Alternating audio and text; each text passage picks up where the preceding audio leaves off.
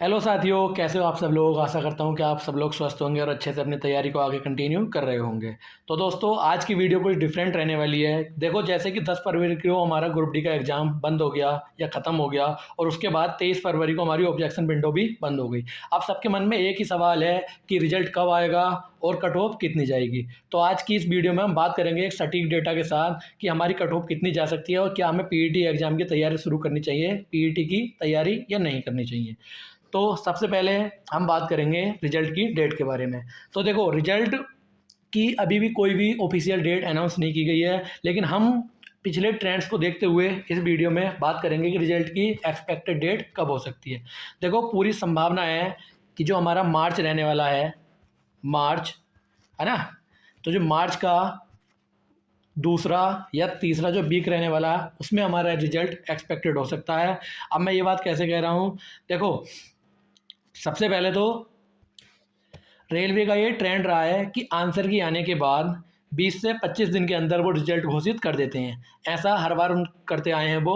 तो पूरी संभावना है कि मार्च 2026 के दूसरे या तीसरे हफ्ते में या 15 से 22 मार्च के बीच आपका रिजल्ट जारी हो सकता है।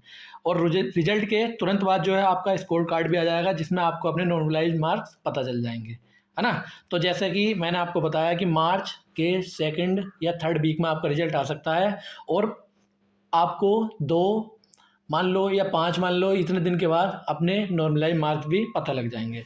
उसके बाद हम बात करते हैं अब कट ऑफ की। तो कट ऑफ कुछ इस तरीके से हमारी रहने वाली है। मैंने ये कट ऑफ बनाई है अभी नॉर्मलाइज। देखो, मैंने बहुत ज़्यादा डेटा को रिसर्च करने के बाद ये कट ऑफ बनाई है। ये वेरी भी कर सकती है, +3 से -3 तक भी वेरी कर सकती है।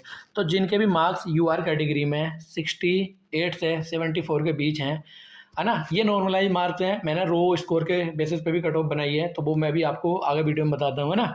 तो जिसके 68 से 74 है, और ओबीसी से 62 से 68, और ईडब्ल्यूएस के 58 से 64, और एससी के भी 52 से 58, और ये 48 से 55 एसटी के। तो इतने लोगों की जो है इस बार पीईटी एग्ज़ाम की तैयारी उन लोगों को शुरू कर देनी चाहिए। जो भी इसके आसपास हैं वो अपनी पीईटी की तैयारी करते रहें, है ना। अब ये तो हो गई हमारी नॉर्मलाइज। अब नॉर्मलाइज किसी को नहीं पता है कि मेरी शिफ्ट में मार्क्स घटेंगे या बढ़ेंगे, है ना, तो वो कैसे इसमें अपना कोई भी कयास लगा सकता है। तो उसके लिए हम बात करते हैं आगे रो स्कोर के बेसिस पे। तो देखो, रो स्कोर के बेसिस पे मैंने जो कट ऑफ बनाई है वो ये है कि यूआर की 62 से 65 कट ऑफ रह सकती है।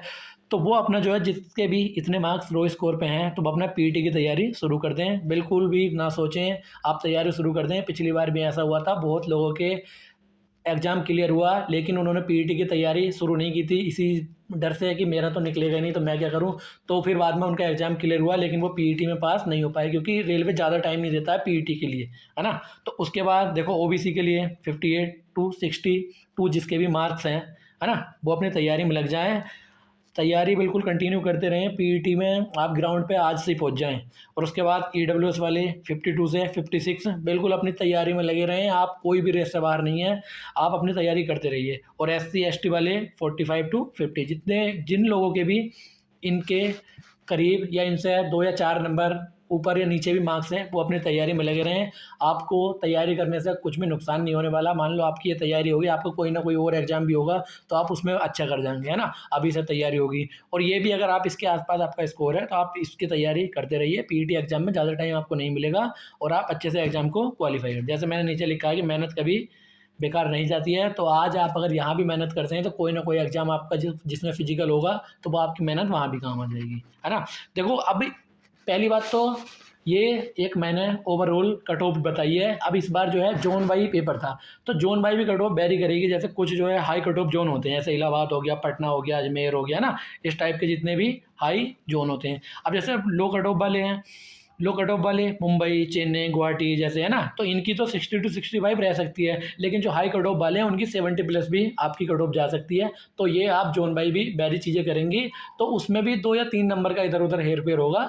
और ओवरऑल आप इससे एक ऑन एवरेज डेटा का गैस ले सकते हैं कि आपको पीईटी की तैयारी करनी चाहिए या नहीं करनी चाहिए। तो जो भी बातें मैंने आपको बताई हैं, आपको अगर उससे कुछ भी हेल्प हुई है ना, तो आप कृपया करके हमें कमेंट में ज़रूर बताइए। और अपना जो भी स्कोर है वो जो स्कोर जितना आपका बना था वो भी आप हमें कमेंट में बता सकते हैं। देखो एक और बात का ध्यान रखना कि रिजल्ट आने के बाद पीटी के लिए बहुत ज़्यादा कम समय मिलेगा, तो आपकी अगर रेंज में भी है ना, इस रेंज में, तो आपको आज से ग्राउंड में जाना शुरू कर देना चाहिए। ये आप एक बड़े भाई के नाते और बात मान सकते हैं। तो फिर इस वीडियो को यहीं पर ख़त्म करते हैं। धन्यवाद।